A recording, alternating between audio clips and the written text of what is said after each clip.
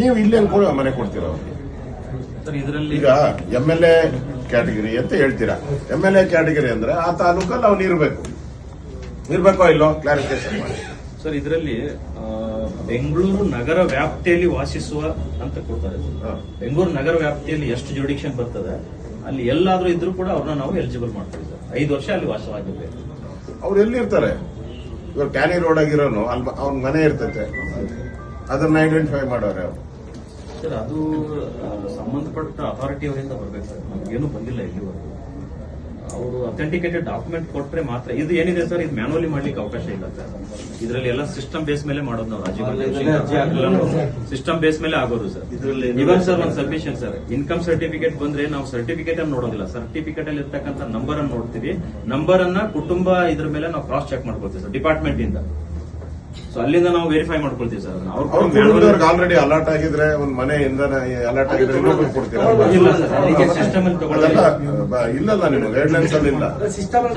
ನಮ್ಮ ಪ್ರತಿ ಅರ್ಜಿದಾರರು ಸರ್. ಈಗ ಪ್ರಶ್ನೆ ನಮ್ದು ಕೋಗಿಲು ಜನಕ್ಕೇನಿದ್ದಾರೆ ಬಾಂಗ್ಲಾದೇಶದವರು ಅಂತ ಈಗ ಐಡೆಂಟಿಫೈ ಮಾಡೋದು ಯಾರು? ಅವರೆಲ್ಲ ಮೊನ್ನೆ ಈಗ ಮಾತಾಡಿದೆ, ನಮ್ಮ ಪೊಲೀಸ್ ಅಧಿಕಾರಿಗಳ ಜೊತೆ ಮಾತಾಡಿದೆ.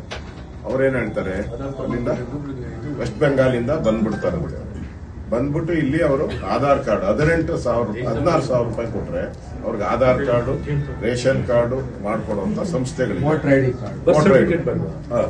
ಎಲ್ಲ ಕೊಟ್ಬಿಡ್ತಾರಂತೆ. ಬರ್ತ್ ಸರ್ಟಿಫಿಕೇಟ್ ಎಲ್ಲ ತಗೊಂಡ್ಮೇಲೆ ಅವರು ನಿಮ್ಮ ರೂಲ್ಸ್ ಪ್ರಕಾರ ಬಂದ್ಬಿಡ್ತಾರೆ. ಅವ್ರ ಒರಿಜಿನಾಲಿಟಿ ಹೆಂಗ್ ಗೊತ್ತಾಗ್ತೈತೆ? ವಂಶವೃಕ್ಷ ತಗೋಬೇಕು. ಯಾರಿದ್ದಾರೆ ಈಗ, ಅವ್ರ ಅಪ್ಪ ಎಲ್ಲಿದ್ದಾನೆ, ಅವ್ರ ತಾತ ಎಲ್ಲಿದ್ದ, ಅದೆಲ್ಲ ತಗೊಂಡ್ರೆ ತಾನೇ ನಿಮ್ಗೆ ಗೊತ್ತಾಗೋದು.